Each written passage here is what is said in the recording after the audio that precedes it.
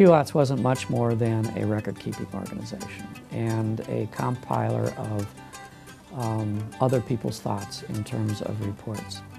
Even the long-range transportation plans that were created at that point in time were pretty basic. We took the road classification system that was done by the cities and printed it. We took the list of projects compiled by the cities and printed it. We took the priorities that were done by the cities and printed it. I came in '78, and early on, as I was trying to recall that, it seems to me in those early years, we were doing pretty much what you described as having been done previously, which was identify priorities for projects. And the technical committee, I'm sure, was doing a lot of work in the background. And I think that the planning operation and really got going sometime after that. I mean, with everybody involved, you're talking about people from so many different transportation agencies coming together. It was always a good experience the whole time. That's what I really remember about it. It was a good experience, and everybody then getting to the same page about where we are, you know, what the needs are, where we're headed, how much it's going to cost and take to get there. I started in my position as managing director of the transit district in 1974.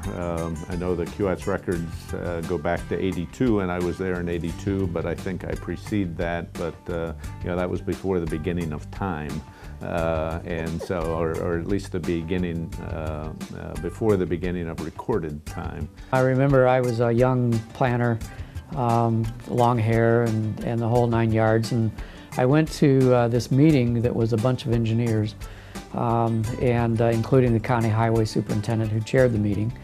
And I went shortly after one of the reworks of the federal transportation law. And it was the first time that MPOs were required to take a multimodal approach to their planning. And up until that point in time, CUUATS had been not much more than the body that allocated federal aid for highways.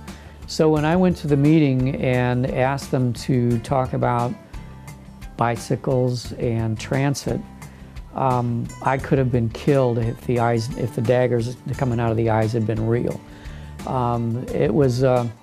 It's pretty interesting. So the upshot of that was one paragraph in the plan about bicycles, 2 or 3 sentences saying they existed and they were a form of transportation.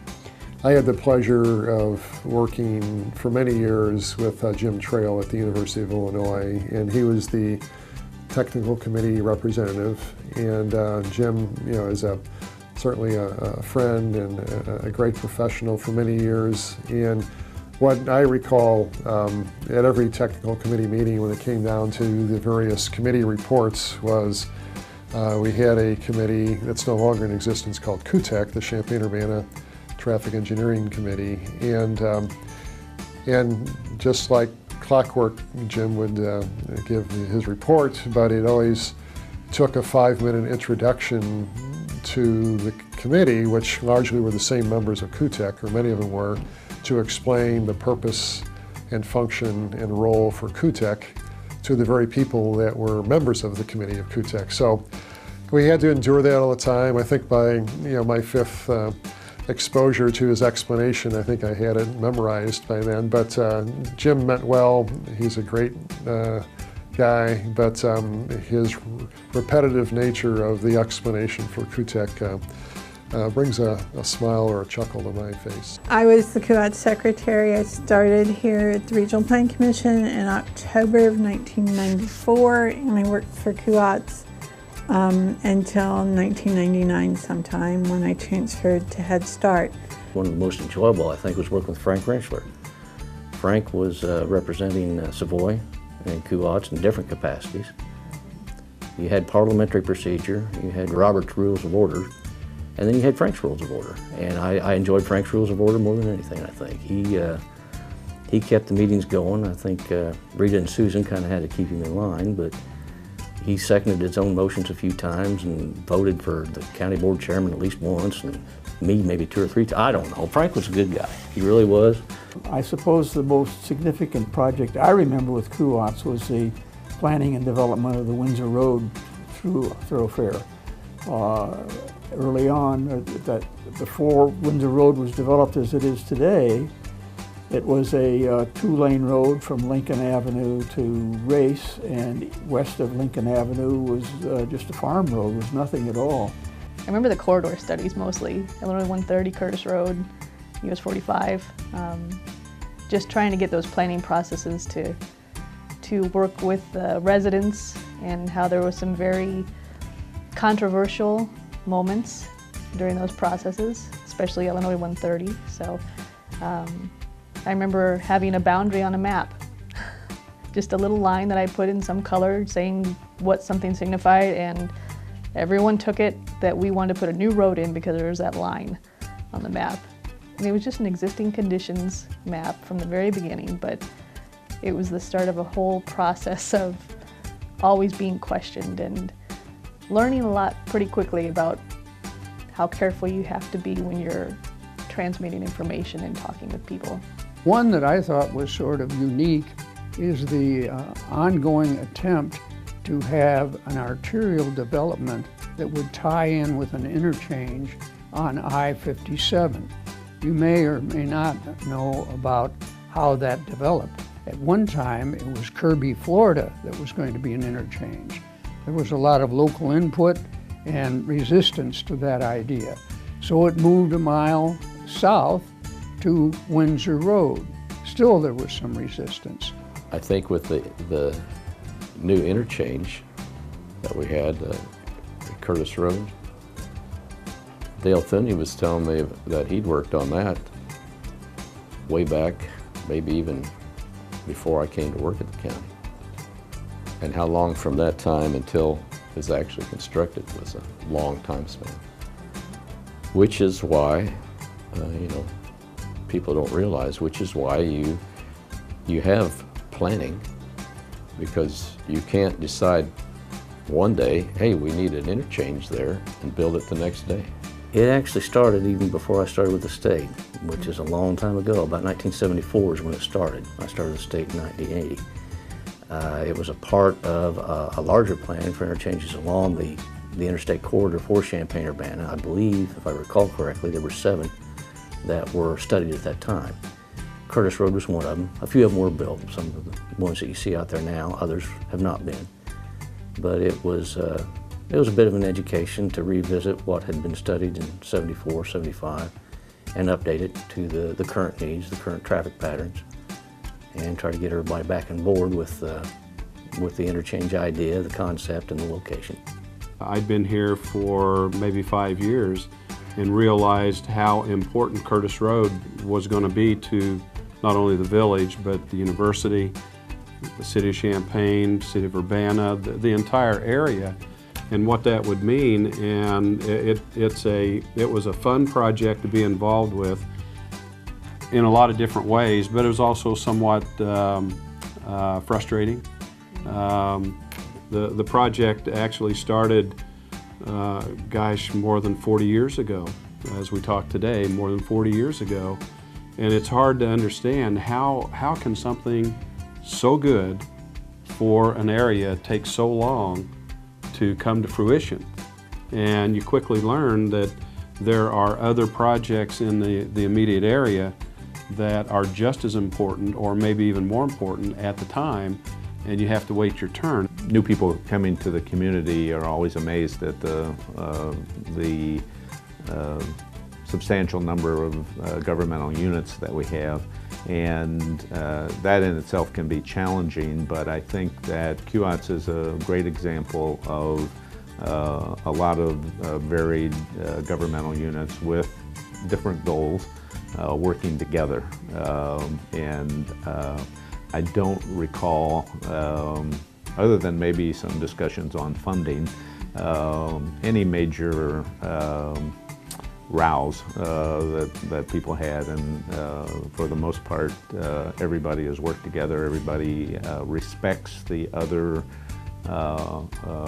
jurisdictions' goals and what they're trying to do. The Olympian Drive project, early on in the discussion leading up to that, A lot of difficulties amongst the members, trying to get our arms wrapped around the enormity of what that project is or was, and what it continues to mean to the community as we move in to this next phase of trying to get that road finished and get the bridge that will connect everything in the proper way done. I do recall